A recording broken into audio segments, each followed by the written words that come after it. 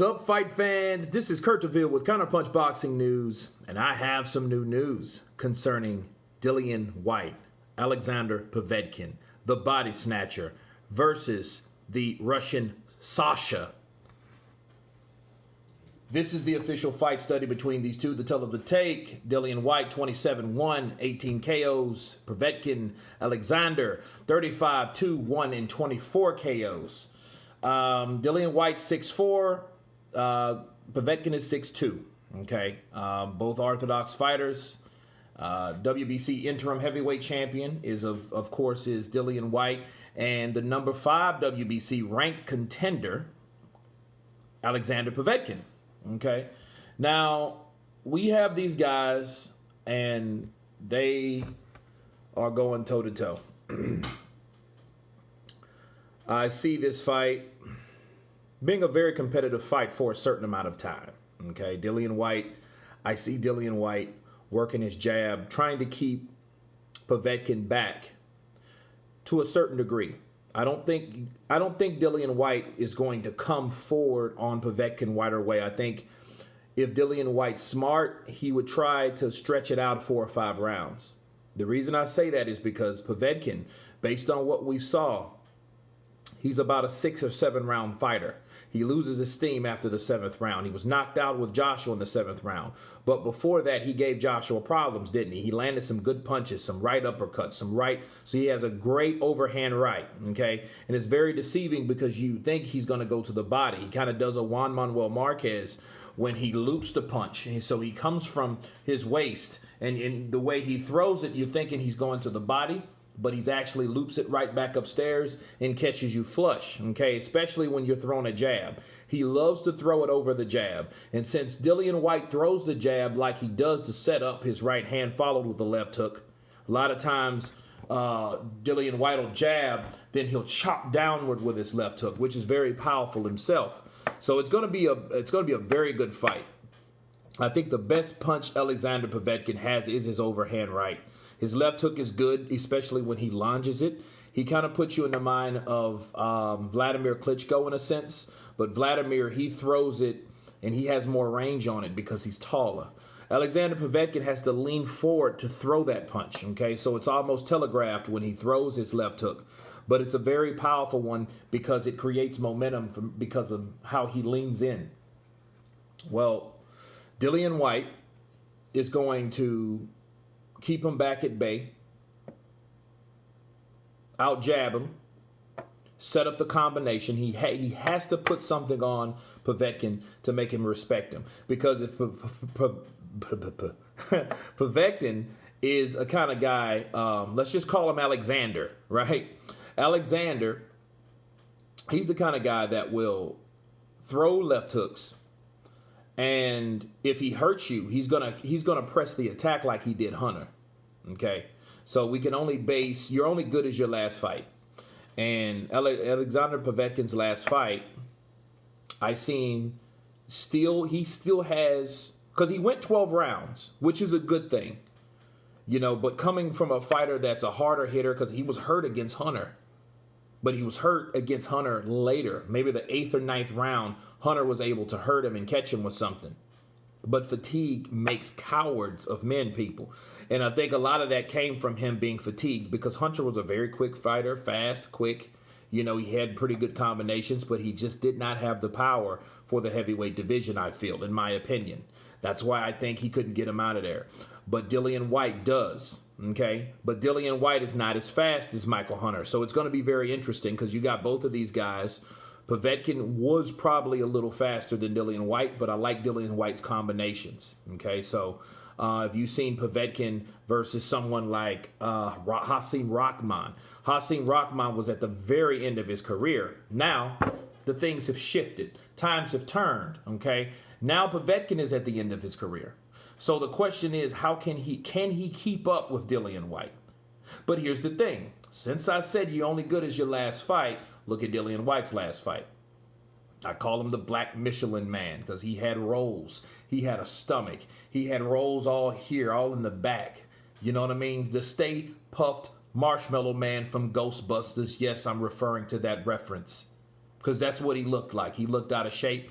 I know the problems he went through, going through with the WBC and all that, all those shenanigans. However, he came in not prepared the way he should have been. And if he would have been in there with a harder puncher, he would have been out. So here's the deal. I've seen Dillian Whyte. I haven't really seen his physique because he's not. I know he looks better than he did in December of last year. So that's a plus. That's a plus.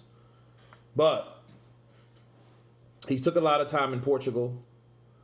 I don't know if he's weight drained. I don't know if he's starched. I don't know if he's overtrained because, he's been there for months, people. I think he's back in the UK now, but it's going to be up to his conditioning also. Because if Povetkin can hurt him, and look, Dillian Whyte can be hurt. Okay, make no mistake about it. Now, so can Povetkin. So these two guys, they are heavy hitters. Okay, they have decent punches.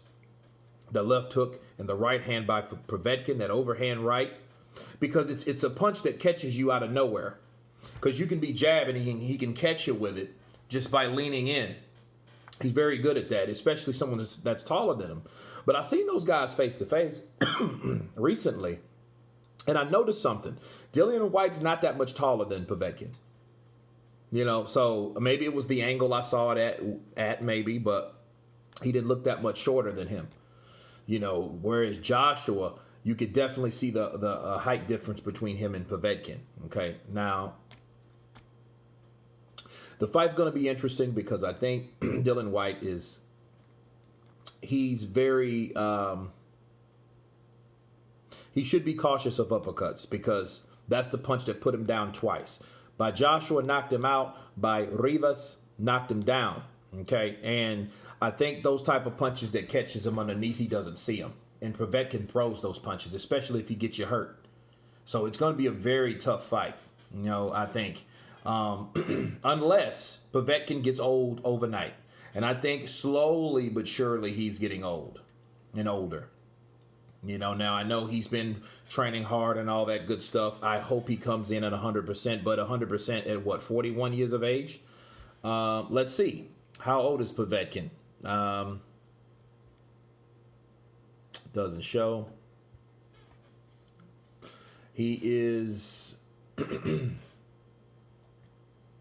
he's 40 years old, okay?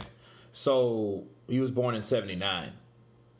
So you're looking at a guy that is a 40-year-old guy that he is on the downcline of his career, but he just may have enough to upset Dillian Whyte. He just may. But it depends on what shape Dillian Whyte is in. If Dillian Whyte's in good shape, he has a very good chance to shut out Povetkin quick. And even if he was, I would suggest him doing it in 6 or 7 rounds, maybe 8th.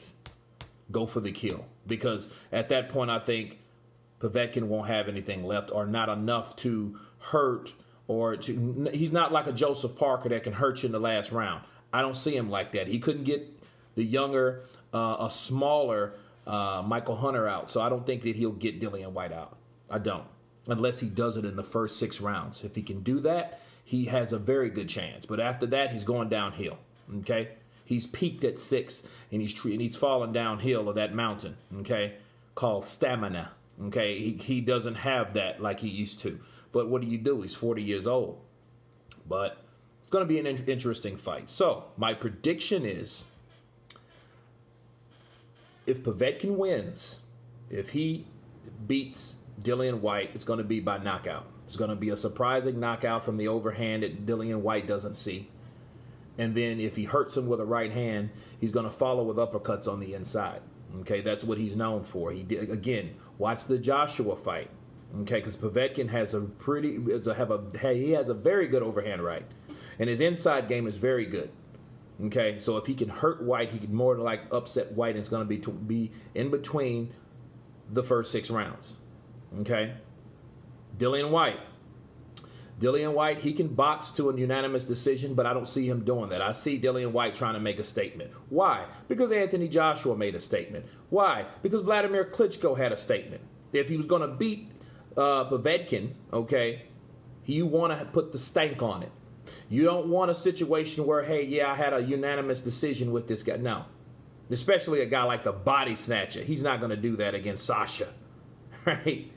So he's going to want to come in for the kill. If he's going to be successful, I see him taking Povetkin out in round 8. That's what I see. But if he's out of shape, again, back to that conversation. It won't be good for Dillian Whyte.